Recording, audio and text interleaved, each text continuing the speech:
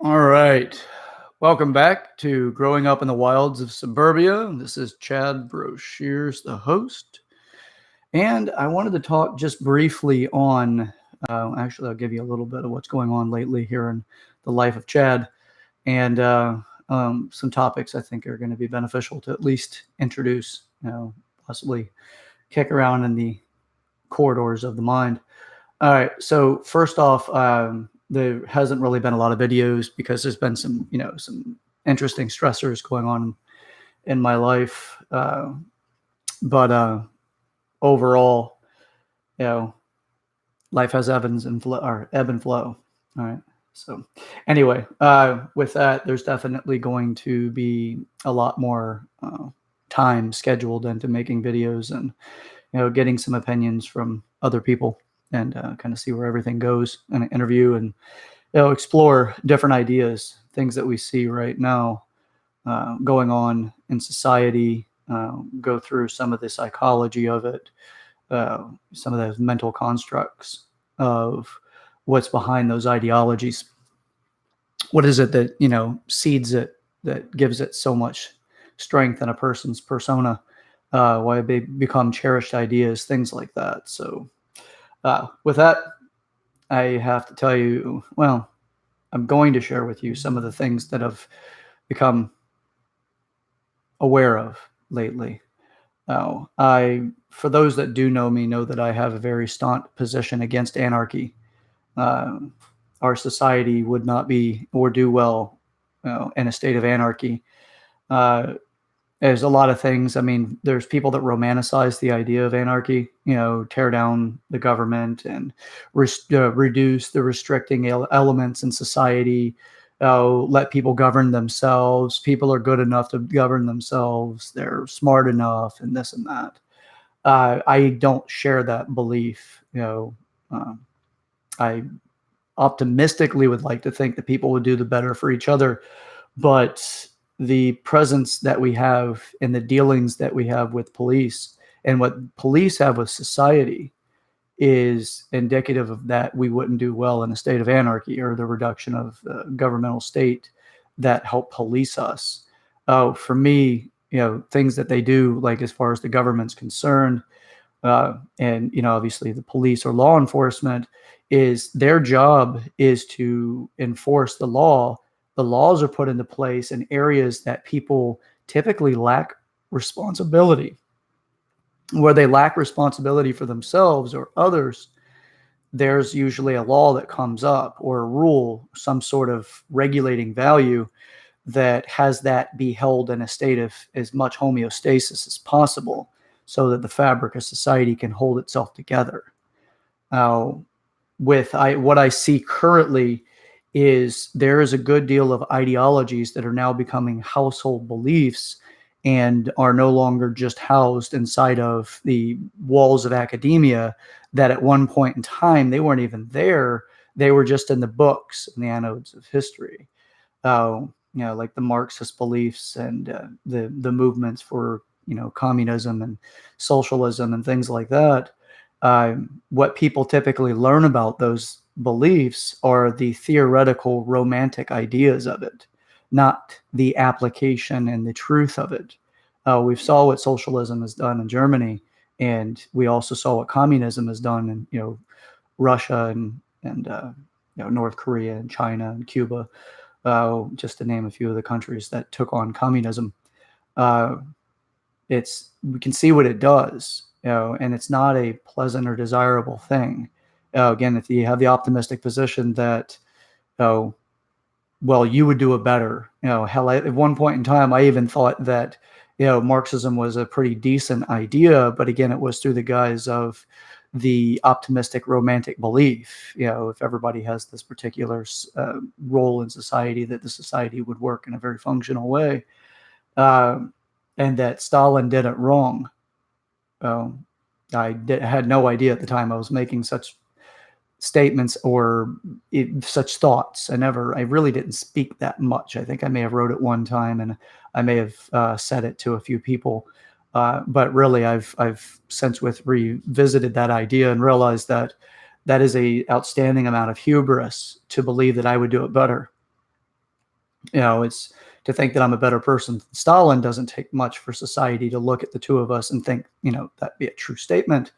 But I'm also not in the position of extreme power like Stalin was in, nor am I in a position that would be governing a body such as Russia as he had to, or the power that was there and what that can do to you, or what the people require for governing them. It changes you as you change it. And what comes out is this, evolved or adapted thing. I didn't realize that at the time. Now, in retrospect, I can definitely see through my own life circumstances and challenges how I've adapted to the circumstances and came out with a different belief for the situation, even if it was so minor that it was like splitting hairs in the deviation between what I thought prior and what I thought in the aftermath of it.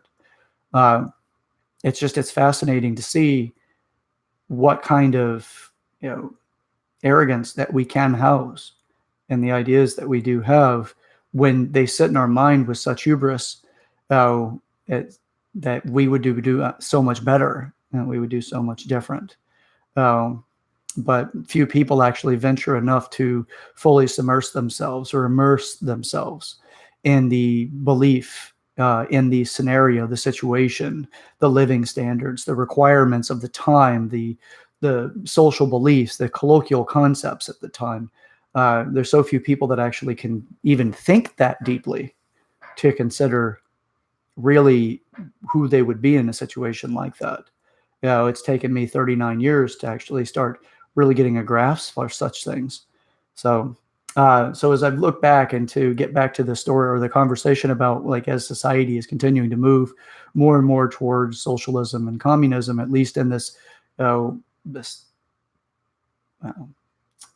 banter that we seem to be having in our media sources, whether it's on television or if it's in social media, or in the written form somewhere, it does seem like there's a lot of ideologies running the show, but a lot of them are theoretical concepts. I also see the villainization of opposing ideologies in a way that tries to shut those opposing ideologies down simply by putting a term on them that are supposed to be the Trump card terms. Like racist is a Trump card term now. Nazi is another one.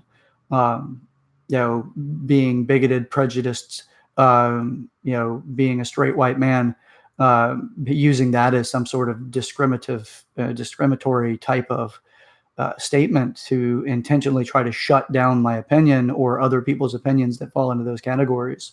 It is very, it's not only unjustified, it denies growth from the marketplace of ideas, as those ideas can measure up against each other. As you discuss opposing ideas with other people, it gives you the opportunity to develop, to adapt to that conversation in a way that you may understand it differently. I won't go into some of the more recent experiences of control mechanisms and conversation, where the intention is to have the conversation go in a smooth way to see their perspective, but not willing to really see yours, and the control mechanisms of shutting down the conversation with, I don't want to talk about this anymore, merely 3 minutes into it, or 4 minutes into the conversation, and not realizing that be a control mechanism. People do that, especially if their beliefs are cherished but not fortified. And that's common from what I've seen as well, a lot of cherished but not fortified beliefs. That causes challenges. It makes it where someone's unwilling to truly hear where you're at. So we get these terms, toxic masculinity, misogynist. There's all kinds of these things that are just floating around. The phobias. If people that are going to label somebody else as being phobic really better have a grasp and the psychological term for phobia. Just because somebody doesn't want to discuss a certain thing or unwilling to pursue an idea that somebody is sharing in different opposition, or to an opposition of your own, or yours being to theirs, doesn't mean that they're phobic. Phobia is an irrational belief, or it's an irrational fear of something, whether that be a tangible thing or non-tangible. But that is the general gist of a phobia, not, this idea of transphobias, the rest of these things. Those are terms that are used to try to shut somebody down in their beliefs. So when it comes to that, I see that there are a lot of superficial beliefs that have become cherished. So the anarchy position, to circle back to that, one of the first ways of formulating an anarchist movement is you attack the enforcers of a law, the individuals that are supposed to hold these are the action items for anarchy. Is you attack the individuals that are supposed to hold the enforcement of a law or a rule. You attack them, you undermine them, so that the next level will have to get involved. The next level in this society would be martial law, outside of standard government, or local police, and the federal law enforcement. Then you would move into martial law. Martial law is far more strict, and it's one that would be a battle cry for that was a authoritarian type of, or totalitarian type government. Anarchists want that type of progression, or at least the true anarchists want that type of progression, because it gives them a validation to their argument. You see, the government is bad. See, there are things that you do need, and it's an attempt to try to increase the ranks, if you will. The people ascribing to their particular belief system or their brand of ideology. So I'm cautious against that, and that's one of I'm vehemently against anarchy. We do better with structure. We do better with our hierarchies. We do better whenever we have an understood position that gives us some place to grow, some place to achieve. Can some of these areas be improved? Absolutely. Which ones? That's debatable. At what point in time should it be addressed in order to be improved? That's another thing. It's just like there's a process to all of it, but it's usually the ones that aren't capable of holding their patience for process, which creates progress.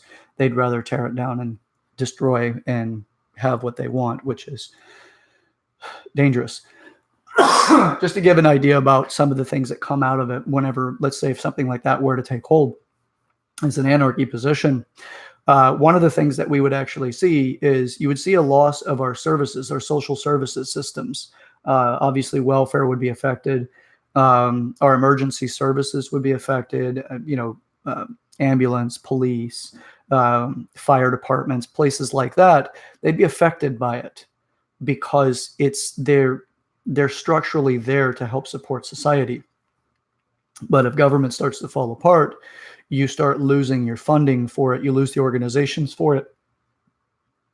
And to think of what would rise in its place, if you're worried more about, making sure that you can get, food or whatever it is to help you sustain yourself on the base level needs from Maslow's hierarchy of needs, if you will, you would be more inclined to try to just survive than to try to rise to a position of helping other people more frequently. It's more of the reality of human behavior and nature. There are outliners, of course, or outliers, but it doesn't, that's an optimistic position to think that more people are going to do it whenever the reality is likely that fewer would than what you think. Heck, even day-to-day living right now should be pretty, a good indicator of the fact that people aren't bounded like they once were. There's more people that are out for themselves and not so much about, the sanctity of their groupings or society and all. It's, you're having a bad day and how people will abandon you. Look at what happens on social media and how quickly people jump ship, or how quickly somebody will use whatever they can whenever they see something in you that they can use. We're rewarding narcissism and neuroticism through our social medias, instant gratification, grandiose sensations of self, and or speech about self. There's a lot of that goes on, and it's being rewarded. The psychosis of the 1980s business structure and model, where the person that's most cutthroat rises to the top, has become more of a spread out, um, reinforced spread out belief now, and it's not quite in the structures of large business and Wall Street, if you will. It's gotten out to the base level population. There's a lot of that goes on.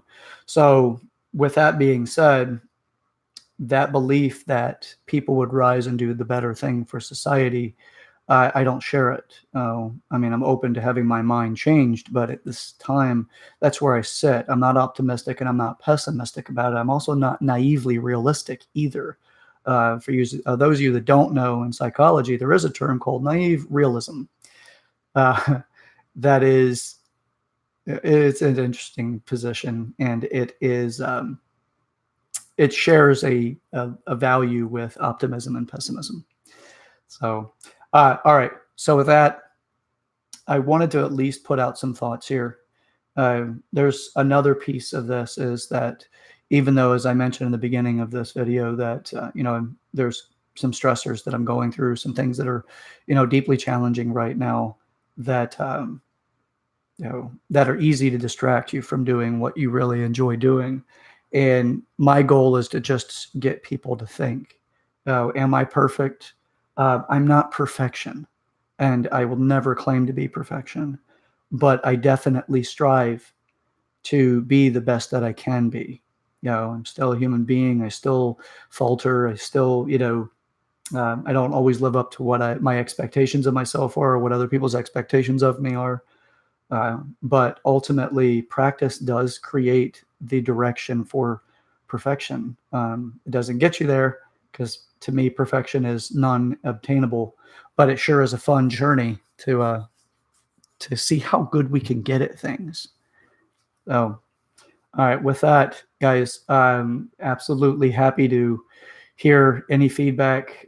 Please feel free, comment section, and we'll pick it up from there. Any kind of insights, things like that. Like and share, subscribe. And until next time, this is Chad Broshears, and I am the host of Growing Up in the Wilds of Suburbia. It's a pleasure as always, and I look forward to the next conversation. Enjoy, guys.